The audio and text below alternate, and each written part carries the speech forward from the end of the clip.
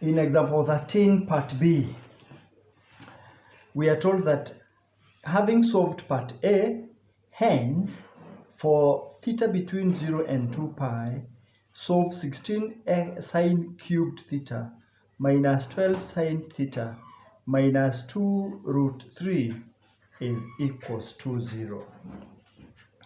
Let's bring it here. 16 sine cubed theta minus 12 sine theta is equals to 2 root 3. Now, our value in part A is having sine cubed a certain angle. It is also having sine that angle. But of course, there is something to do with what we started with. And if you look at it critically, our value at point A was 3 sine A minus 4 sine cubed A. And what we have is 16 sine cubed theta minus 12 sine A.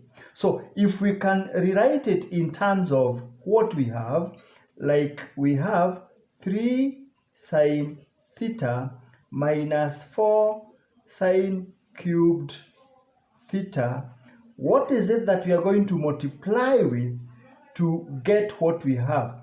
Obviously, to make it minus 12, we have to multiply this one by minus 4. To make it 16, we have to multiply minus 4 by minus 4. So outside the bracket, there is minus 4. And this one gives us, it gives us now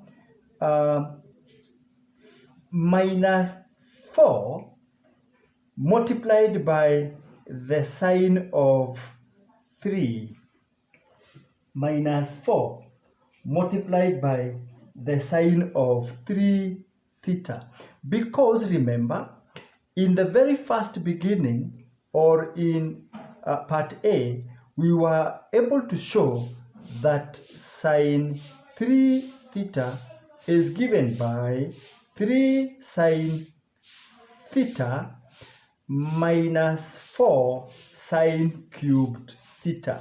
We are able to show that. So 3 sine theta minus 4 sine theta is by itself sine 3 theta. So if we multiply by negative 4 on both sides, so we are simply having minus 4 sine 3 theta is now what is equals to 2 root 3.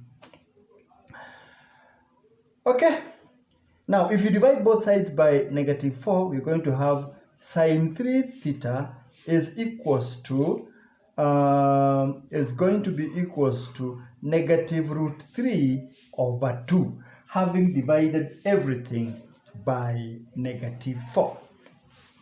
Sure enough, there is an angle whose sine is minus root 3 over 2, and that angle is in 3 folds.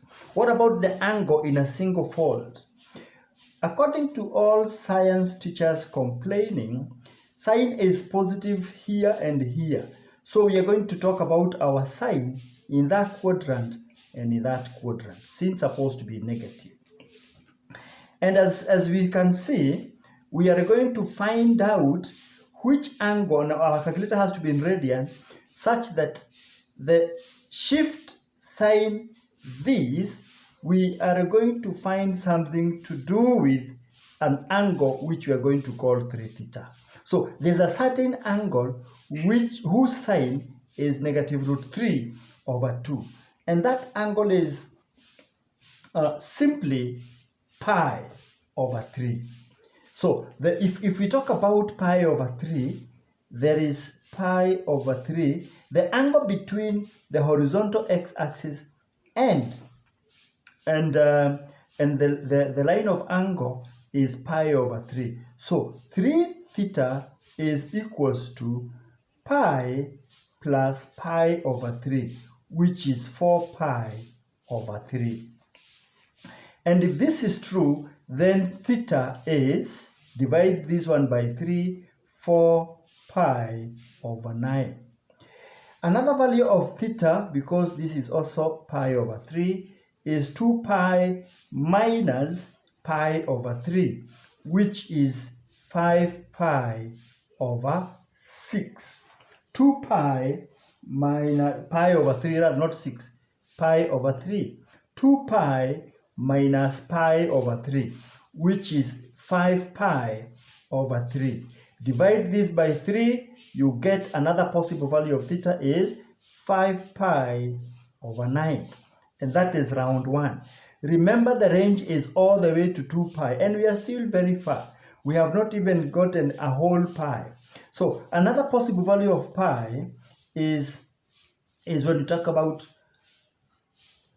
2 pi plus 1 pi, which is 3 pi, plus pi over 3, 3 pi plus pi over 3, it gives us 10 pi over 3. 3 pi over plus pi over 3, it's 3 1/3 pi, which is 10 pi over 3. Divide this by 3, another possible value of theta is 10 pi over 9. Now, we're talking about another point, because the range is, we are still very far from the range. We can talk about 2 pi plus 2 pi, that is 4 pi minus 1/3. And 4 pi minus 1/3 is 3 1/3 pi, which is basically 4 pi minus 1/3 is 3 2/3 pi. 3 2/3 pi is by itself 11 pi over 3. And if you divide that by 3 again, we get pi to be equals to 11 pi over 9. We are still not yet close to pi. So we can still go around and talk about 2 pi, 4 pi, 5 pi, 5 1/3 pi. And this is going to be 16 1/3 pi. So 16 pi over 3. You divide this by 3 to get the value of theta, and you're getting 16 pi over 9.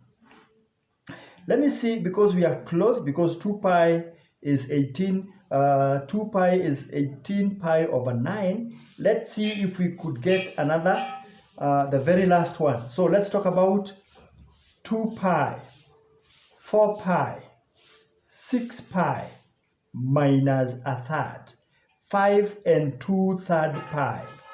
5 2/3 pi becomes 17 pi over 9, over 3 rather. This is 17 pi over 3. Divide this by 3 again, you get another possible value of pi is 17 pi over 9. Very close to 2 pi, but of course not 2 pi.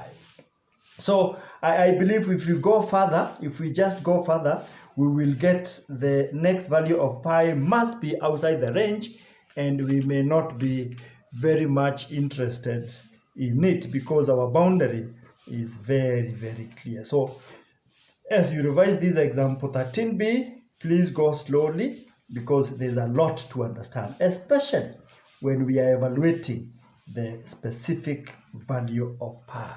All right?